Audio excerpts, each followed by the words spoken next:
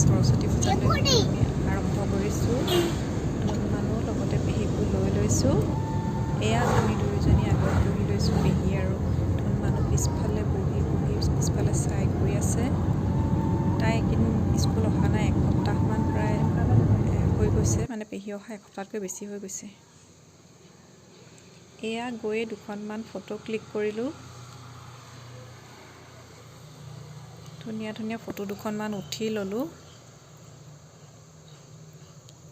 এয়া বিউটি বাইদেউ, জোনালী বাইদেউ আৰু পিংকি। এয়া আমি একেলগে, এয়া মই পূজা কৰি ল'লোঁ বেটীৰ লগত।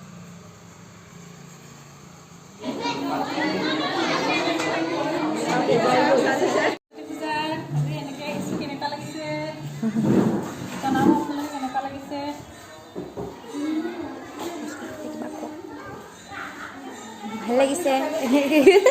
আৰু এইফালে আমাৰ জোনালী বাইদেউ। বাইদেউ আজি কি পিন্ধিছে আপুনি? মেখেলা চাদৰ। ৱাহ, বৰ ধুনীয়া লাগিছে দেই। আৰু এইপিনে ময়ো মেখেলা চাদৰকে পিন্ধি আহিছোঁ।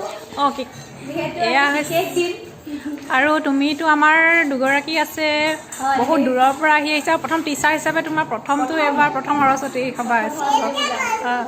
তোমাৰ কেনেকুৱা লাগিছে কোৱা?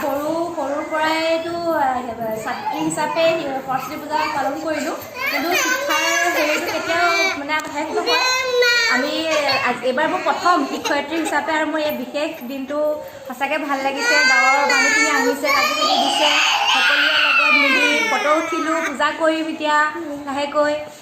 সেয়াই আৰু বহুত ভাল লাগিছে, অনুভৱটো খুবেই ভাল লাগিছে।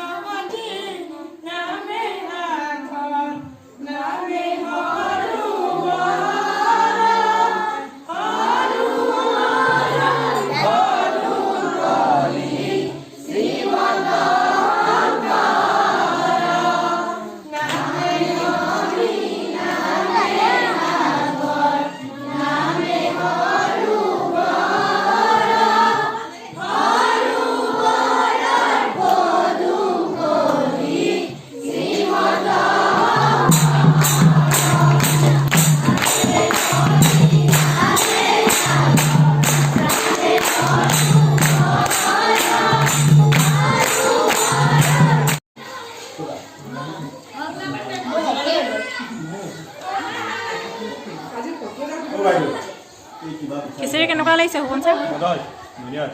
চাটনি টক পৰা কি কয় মানিমুনি